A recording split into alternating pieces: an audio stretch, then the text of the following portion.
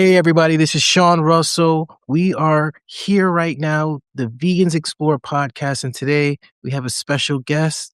We have Kwame Terra, who is the CEO and founder of Bear Health Systems. We're so excited to have you on this podcast because we are going to be like sponges, absorbing all of your knowledge and all of your expertise and your lived life, so that way we can make everyone who's listening or watching all the better for it. So thank you so much for being on the show. Yeah, Sean, thanks for having me. All right, so we usually like to kick things off before we get into the reason you're here, get into what you're up to right now. We like to go back a little bit, just give people a little bit of context to who they're listening to right now. And we call this segment our vegan origin story segment. So this takes us, we like to call it vegan origin story because like every superhero has their origin story. So what was that for you? What were those seeds that were planted that brought you to even consider this lifestyle? Yeah, I can't say that someone's ever asked me my vegan origin story in that way. So excited to see if it's an exciting origin story. Um, so the tipping point for me deciding to commit to a vegan lifestyle was, I believe, late 2014, early 2015, whenever Cowspiracy officially released. That was the final tipping point for me. And, you could really say that that is the gist of my origin story. But to make it a little bit more exciting, I'll go back a year before that, where I was studying biology as pre-med at Xavier University of Louisiana. And during that time, about 2 years in, I was introduced to research. So my first 2 years, I was focusing on becoming a doctor, pre-med student. Then I got an opportunity to do research at UCLA and studying the Mindful Awareness Research Center. And basically, what the Mindful Awareness Research Center is, it's a study around meditation, a study around the influence and the idea of presence and the influence that that has on your health and spirituality and all aspects of health. But just a really cool department at UCLA that I got to be a part of for 3 months. And so I was studying psychoneuroimmunology, which is basically how your mind and your behavior and your thoughts influence your nervous system and influence your immune system. And I'm like, oh, I'd always had these intuitions or instincts that, my thoughts influence how I felt, not just, emotionally, but on a deep level, like even cellular level. And so it was really cool to see or be a part of that research. Um, that can more or less confirm that as a reality and in a way that we can measure it and understand it. So after I studied there, I was so inspired and my mind was so open because, just learning things specifically around like neuroscience about, how much of who we are, what we do is influenced by things outside of our control and that we aren't perceiving. So I just got really curious about like, well, what else am I wrong about? Right? Besides, what I thought my thoughts were, for example. And so then the following semester, so I went back to Xavier for, to continue my studies there. And at Xavier University of Louisiana in New Orleans. And I signed up for 5, you could say, mind challenging courses. So I signed up for Intro to Neuroscience, Intro to Philosophy, Psychopharmacology, Physiological Psychology, and Intro to Biblical Studies all in the same semester. So I'm taking 5 classes that you could say at least open up your mind a little bit. And I went and continued my studies there. And there was one day actually, but that really opened my mind up a great deal. The next day I woke up and I felt like I was here for the first time, and I really regard it as like a spiritual experience that I had. But then from then on, I just started questioning everything. And I felt more connected to everything. I felt more connected to everyone's emotions and their motivations. And then I also just started questioning everything that I did that day and for the several weeks following, where not just like questioning what I was doing, but really why I was doing it. Like, what's the purpose of it? And one thing that started to emerge was this sense of like, how am I contributing to suffering? Right. And again, this is something I was just organically emerged. It's like, yes, I'm doing these things for these reasons. I'm eating for this reason. I'm showering for this reason. Like I'm talking about the basics, right? Because I was in this intro to philosophy class, and that was I think part of what they were talking about there. And then I got to food, and one kind of insight that I kind of had was, well, if I what do I need to like? Why am I eating food? So I'm eating food because I need to sustain myself. Okay, well, what do I need to sustain myself? Okay, I need these nutrients. Well, can I get these nutrients from plants? Yes. Do I need them from animals? That's what I'm accustomed to, but can I get them without it?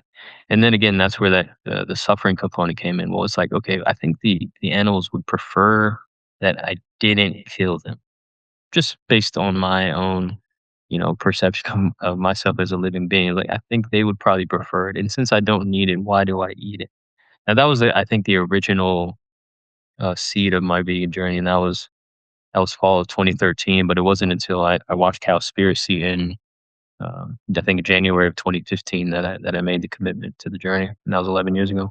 And and congratulations on, making those connections because I feel like what's often not said, especially when these origin stories, is that it's not about one moment. It's seeds being planted along the way and one thing piling up onto another thing. So, especially people who may be watching this who are trying to encourage people to move into this lifestyle, your words have power, and it's a big part of how you show up as well. And you touched on something that I don't feel we always have at least on this podcast, we don't always get to have the conversation on presence and mindfulness and understanding and being locked into the now. Do you want to touch on that a little bit on how that plays a significant role in this whole conversation?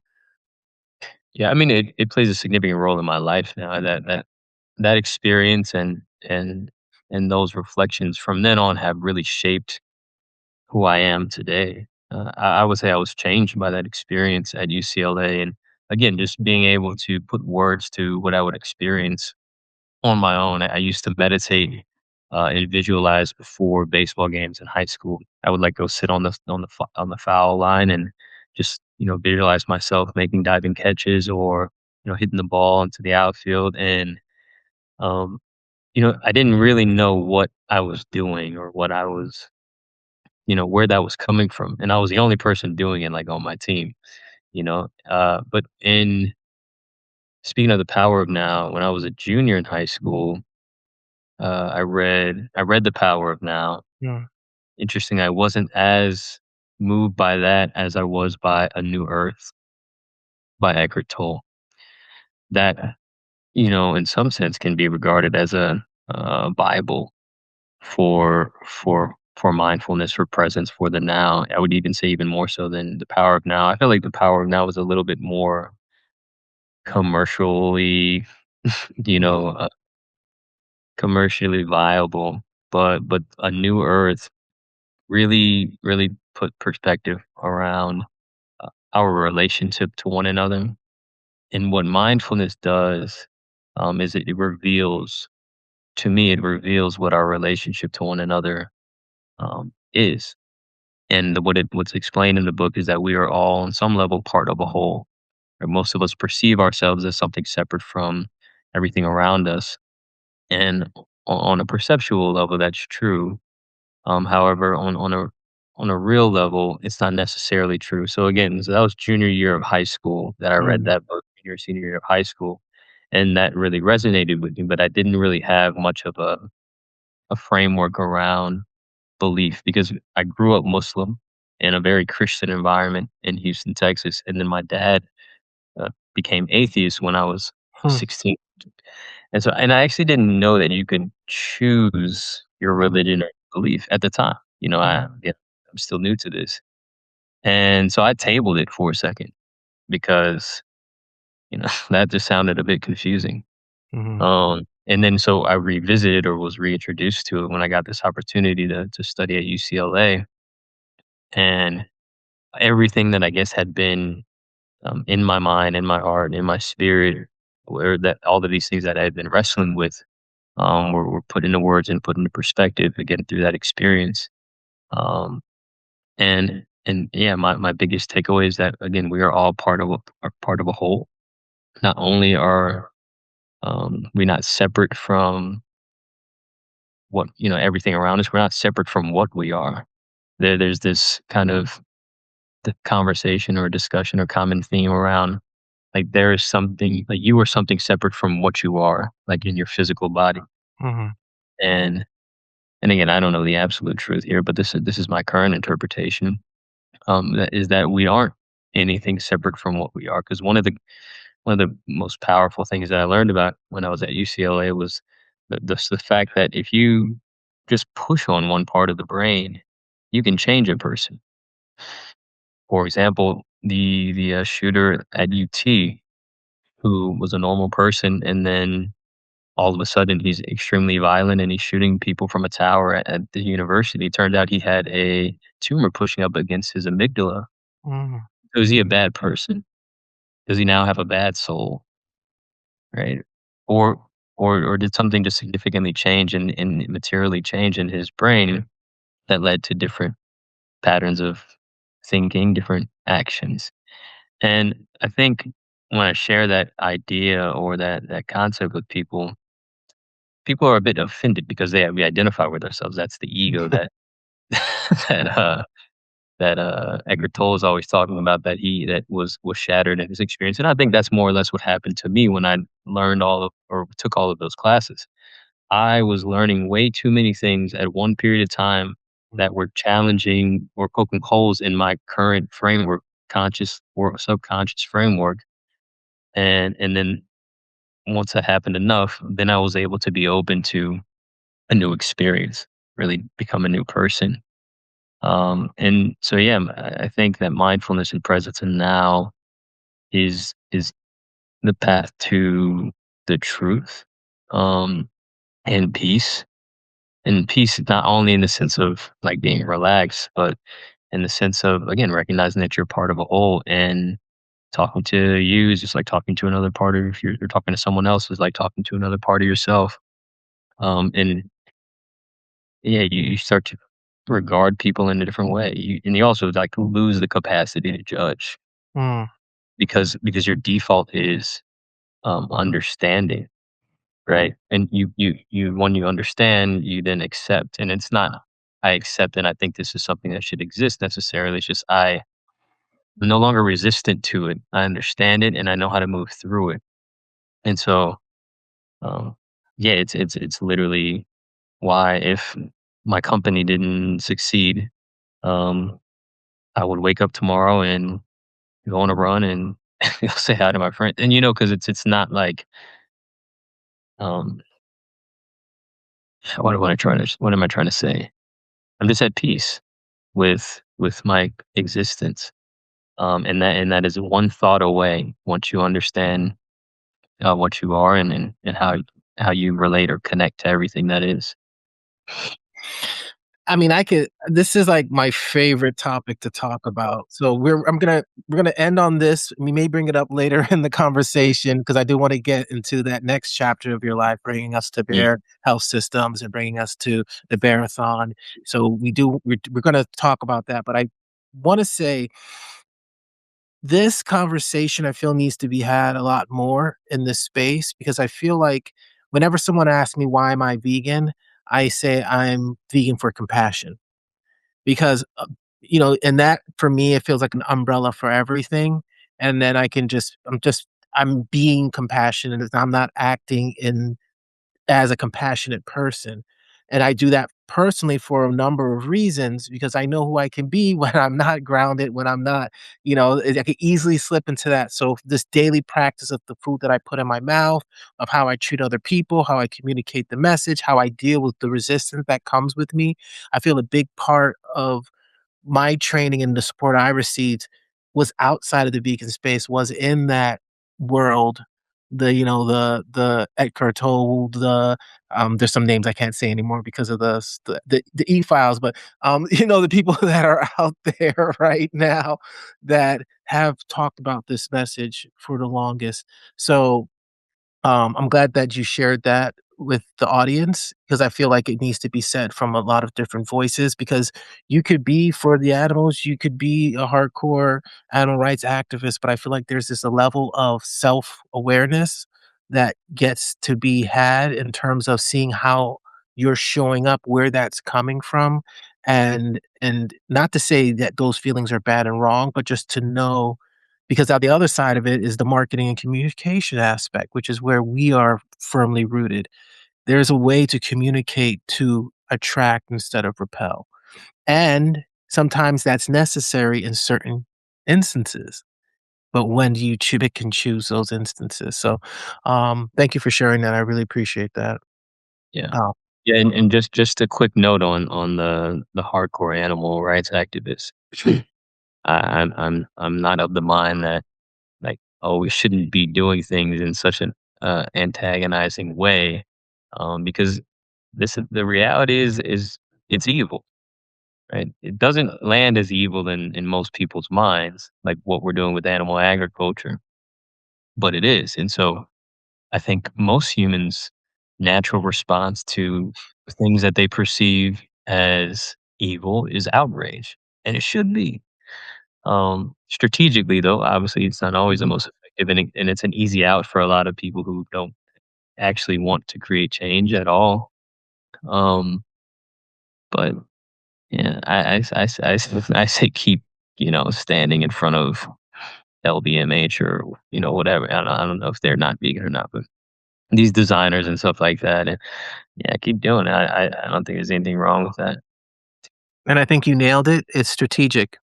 It's strategic movement because we're all, even though that is an aspect of the activism, we need to start looking at it as a broader movement because when you start having people come into the movement, they need to know what to do. Hmm. Well, if there aren't people waiting for them to kind of be hospitable of like, okay, you walked into the room, now here's where everything is. There has to be that balance on there as well. So I think there's room for us to have a bigger conversation regarding and even outside of the vegan stuff, it's just like there's so many things that have happened in my life that if I wasn't grounded with some of this knowledge, not some of it, like there's obviously things I don't know, things could look a lot different. Speaking of looking a lot different, when you got that was just a segue I wanted to put in there for no reason. When you started to move towards Bear Health, I wanna know from where you left us to Bear Health Systems, take us through that journey. How did you get there? Um, right after the part of the journey I just finished sharing about UCLA and whatnot.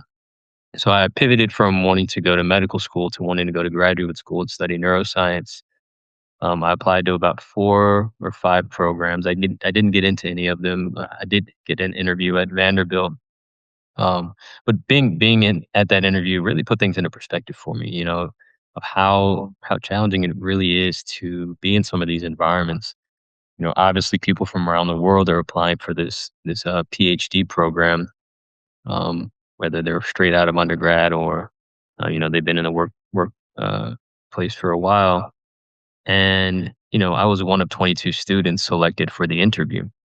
I forget exactly how many students they ultimately select. I think it's under 10. I was the only black person there. Um, there was maybe 1 or 2 other women, one other minority, but it's just, they had thousands of people are applying from around the world. And here we are, and it's like, man, this is a tough game. And so one thing that I took away from my research experiences was that we already know a lot. Hmm, You know, I'm curious to always be learning because, that's one of the most sustainable ways to uh, stay engaged with life. Because to your point, like we don't know everything. Um, and so learning is really engaging, exciting for me. And what I will do once I'm done building my wealth is just go study and learn as much as I can. Um, but when when I started getting interested in research and realize how much we already know and how much better we can already make it if we just apply what we know right now. That's when I started learning about, the issues within our systems, right? And again, similarly, around the time that I was introduced to cowspiracy, I would say that's really what triggered me not only to, commit to a plant-based diet, become a vegan, but really just to, once I know better, do better in general. How do I set up my life to where I'm not contributing to this system that I don't believe in, this model that I don't believe in? And so I started an organization called Full Disclosure, Be the Change. And I think, it was one of those probably like an early, influencer models for, different types, different platforms. And so I would basically share information and, encourage people to do better once they knew better. And most importantly, I would just be modeling it. And that led me down a particular rabbit hole that I think most people end up down once they do enough research, which is that like everything you touch is contributing to something that you don't Mhm. support.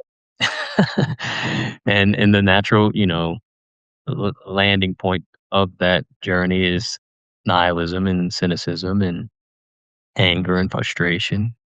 Um, and you're just thinking, "Oh man, I can change the system. I can change the system." And eventually, just when you try to lift things that are too heavy for you, you can get injured. And I think that's what happens to a lot of souls who are um, so disturbed by the evil in our systems, the evil in some humans' hearts, and that's why I think it's important to bite off something that you can chew, which is more or less what I've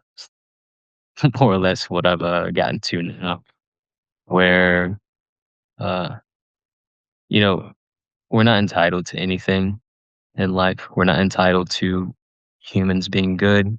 We're not entitled to. We're not. Yeah.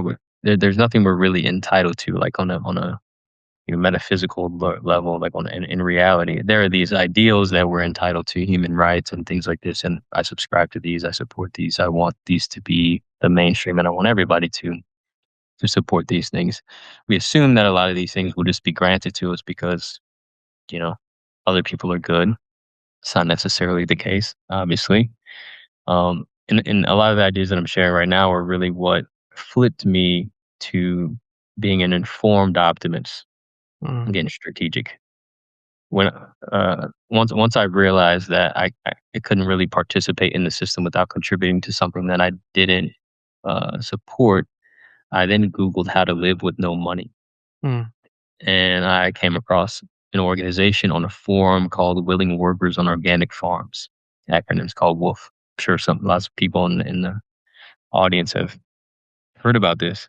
And so basically it's a work exchange program where you work a couple hours a day on a farm or in a garden or wherever someone needs help related to agriculture.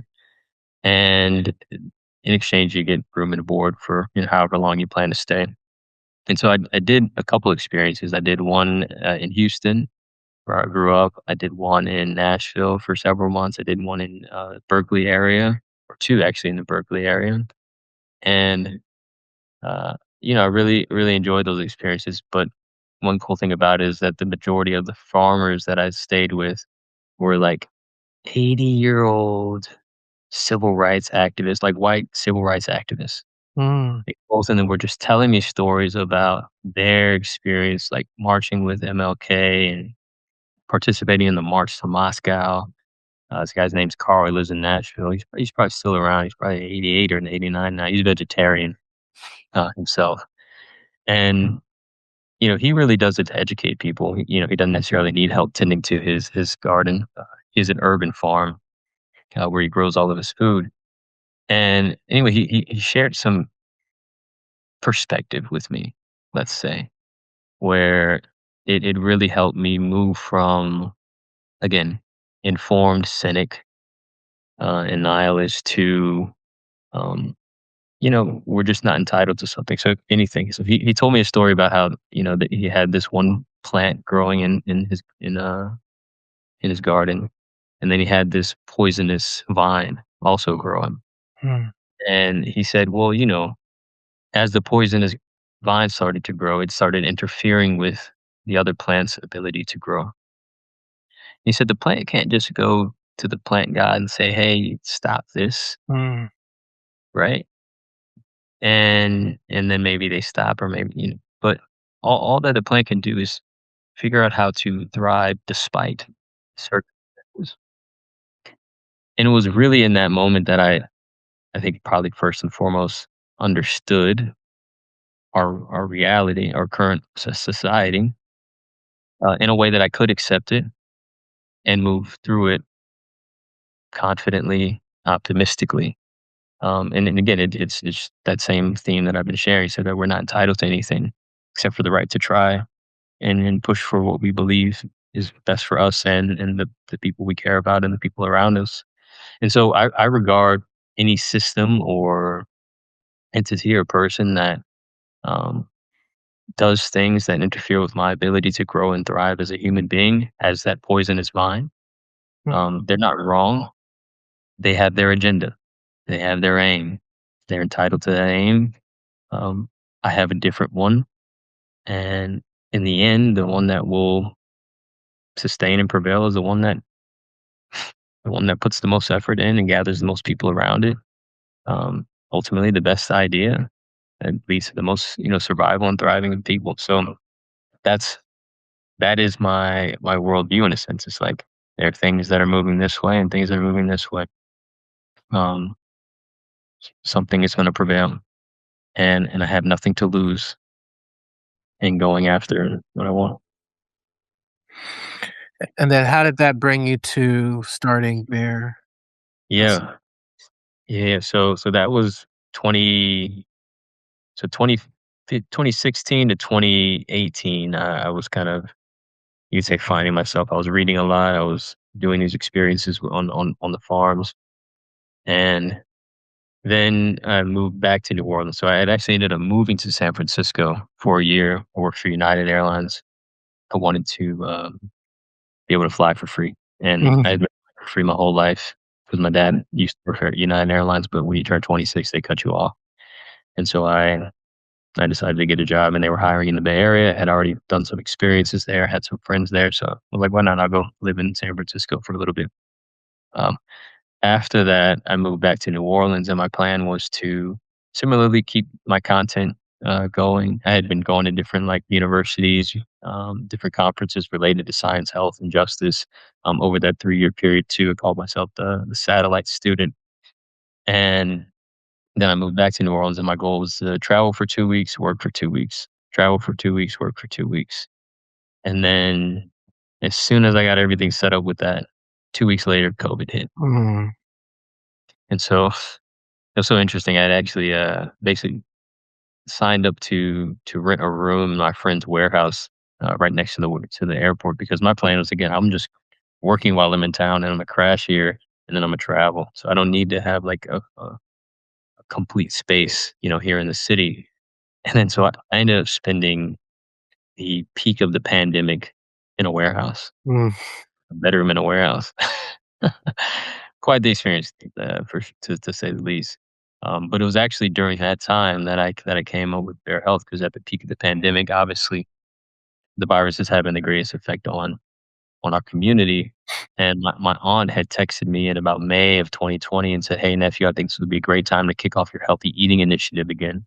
Mm. She's referring to my plant-based diet, and Bear Health is what I came up with.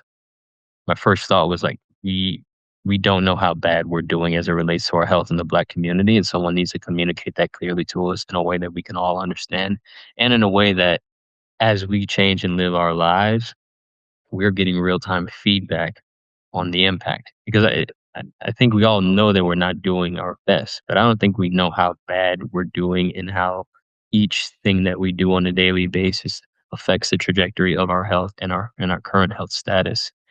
Um, and so that's where I had the idea of a health score. Obviously, I'm not the first person in the world to come up with a health score idea. And so I got on Google and looked up some companies, and I found a partner that whose relationship started, who we started a relationship with 5.5 years ago now, and they've invested probably $250,000 over that time in supporting our mission to maximize health in the Black community. Side note: about a month after that text from my mom or my aunt, the cross country and track coach at Xavier University reached out to me and asked me if I'd be interested in coaching because he'd pay for my school if I coached for them. I ran cross country and track at Xavier, my sister and I, and so that's why he was familiar with me. And I was like, well, I'm in the middle of a pandemic. I had this one plan that I was about to, go travel and do all of this, but since I'm not doing that anymore, I'm interested and I'm open. Uh, and Xavier had just released a Master's of Public Health program with a concentration in health equity. And again, I had just come up with the idea for Bear Health. So I was like, why not? So I spent the next 2 years in graduate school refining the idea. And after I graduated, I started applying to startup accelerator and incubator programs, which are basically these boot camps for startups. And my that was my next layer of education. And here we are now. We've raised about 550K. We have our own app out officially in the App Store. We have over 3,000 users on the platform since we launched the app or the beta app about a year and a half ago. And yeah, now we're really primed, I think, to grow. We have our own space now, community space. Um, but yeah, one vision a long time ago. Well, not that long ago, 5 years ago. And it's really coming to fruition. And congratulations on all of that. I know how hard it is to conceptualize something and get it off the ground and get support, and you've done good with the funding, and you have your space. So tell us, now that we've landed the plane into what it is that you're currently doing, because I wanted to take people through that journey. I learned a lot about you, and I think it's different to read it off of somewhere than to hear it Mm. directly from the person. So I appreciate you sharing that. So what exactly is your mission? What are your goals? What exactly is Bear Health Systems? Yeah, Bear Health originally, again, our first goal was to communicate clearly to the Black community our current health status, and we do that through our health score. But I wanted to build a system. I didn't want to just host another webinar or workshop series where people get excited for a couple of weeks and then life happens and we fall off. So I wanted to develop a system to where I can follow up with people once they start trending in the wrong direction, right, and provide that feedback. The DACADO platform and technology enabled that really to a T. We're the only company using that platform in that capacity, but it was really perfect timing for us with the platform. So basically, we have an app. You download the app in the App Store. It's called Bear Health, BEHR Health, and you answer a few questions when you first download it, and then you get a health score between 0 and 1,000. And so this score represents your overall health. The lower your score, the faster you're aging, and the greater risk you have to have a significant health event on any given day. The higher your score, the slower you're aging, and the less likely you are to have a significant health event on any given day. And that could be a heart attack, diabetes episode, so on and so forth. And that score, I think, again, makes someone's health status real for them, because you can go into the doctor and you get all of these numbers, and they're like, "Oh, you're in this range, that range, so on and so forth." But a lot of us are still like, "I don't know what this means," because most of us are literate, but most of us aren't health literate, right? And I think that's an important distinction, especially as people get into more personalized, health and stuff like that. So yeah, our goal is to create this platform. We created it.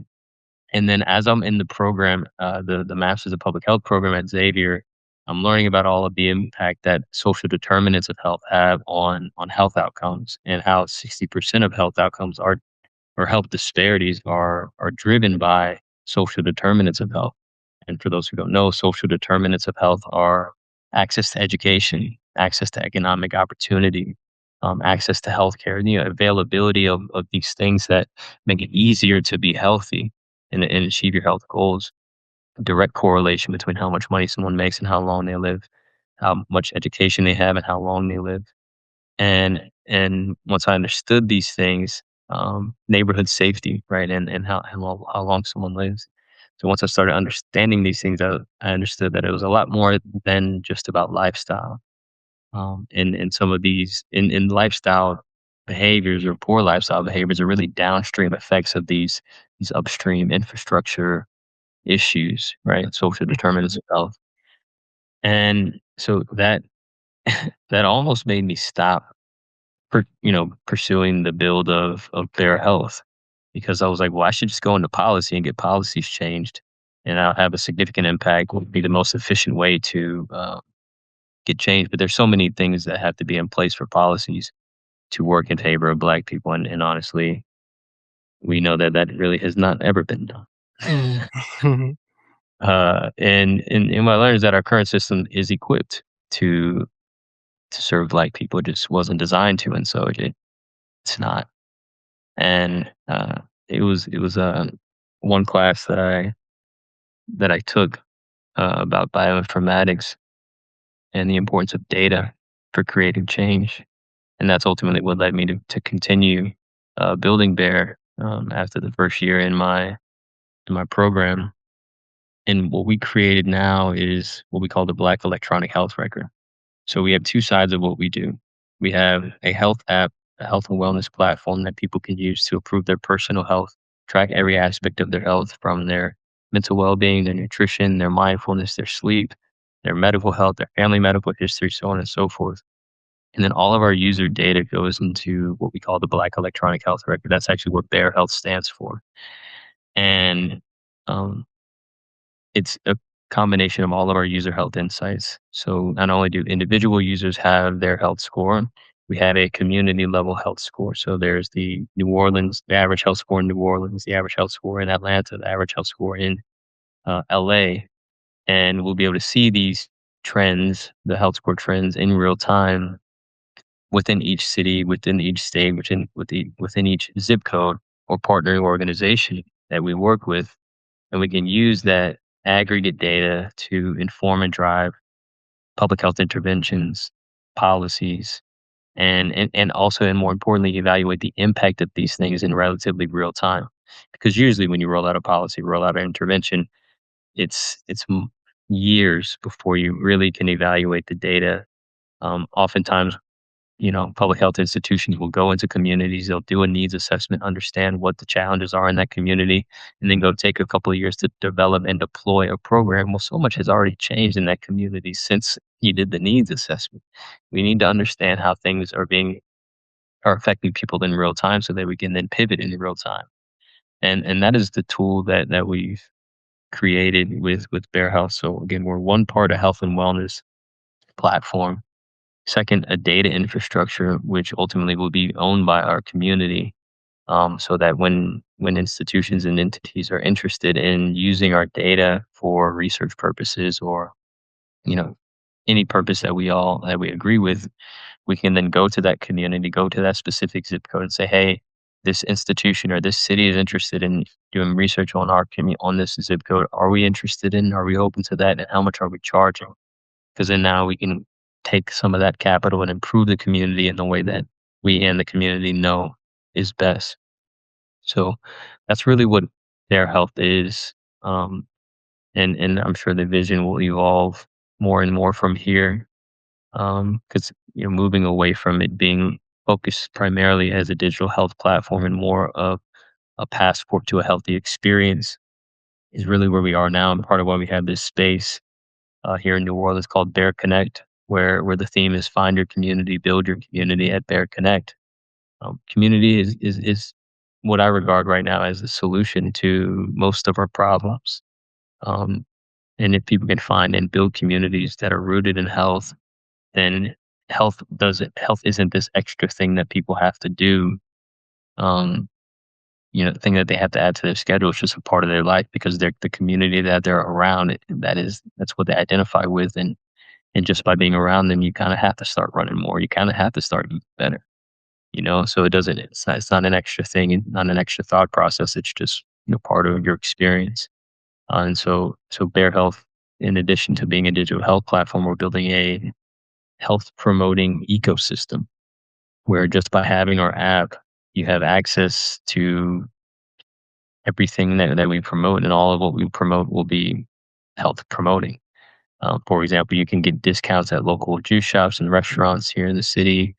You have access to our co-working lounge. You have access to hosting events and meetups at our space. And again, all of these environments will be health promoting. And you can just think about it as Black people are here. We have a desire to be healthy over here. And right now the system is, disintegrated. and this tool will serve as a filter for you to find everything that you need as it relates to reaching your health goals.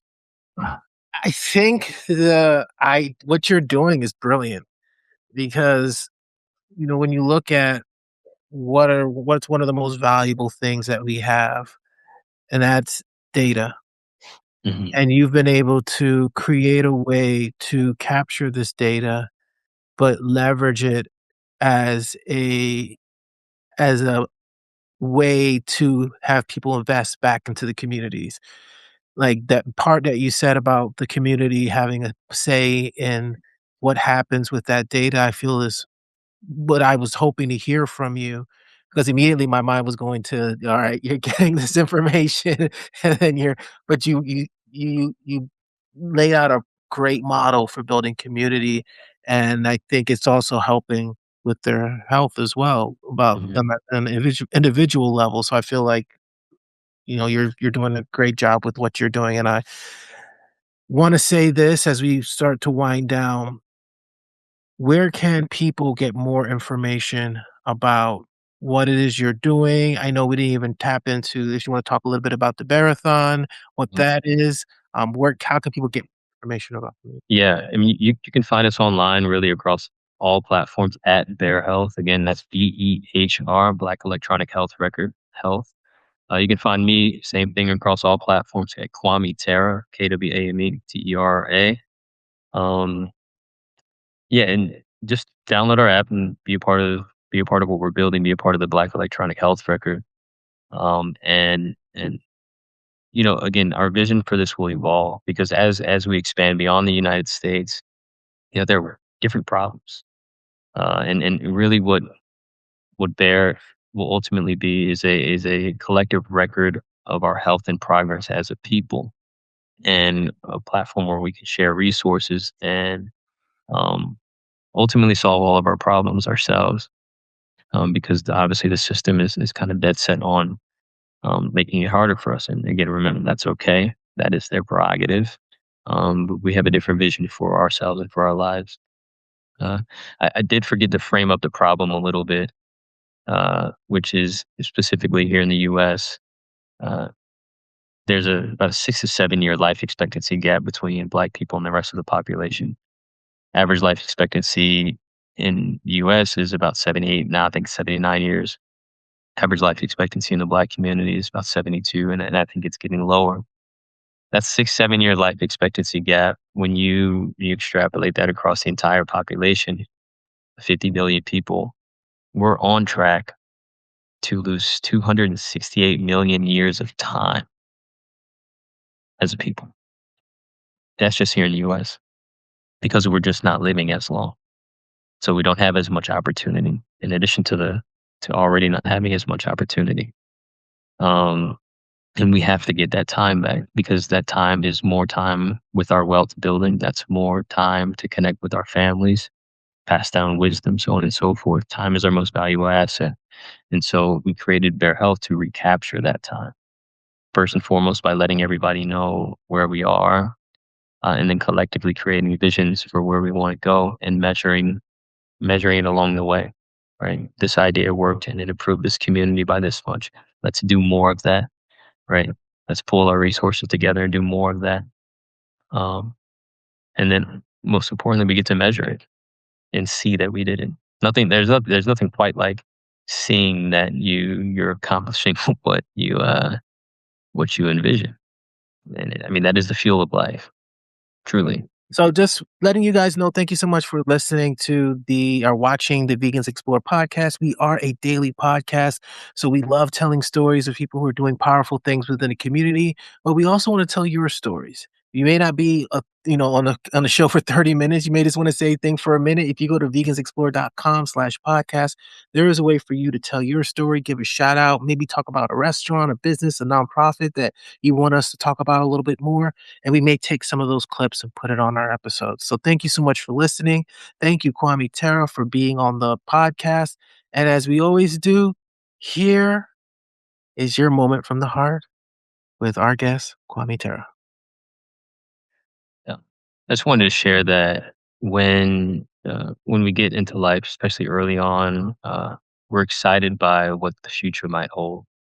And what the future holds is the potential that is inside of us. I think as we grow up, we forget about that potential. And it's important not to forget about it because you are who you are, but you're also all of the potential that you are.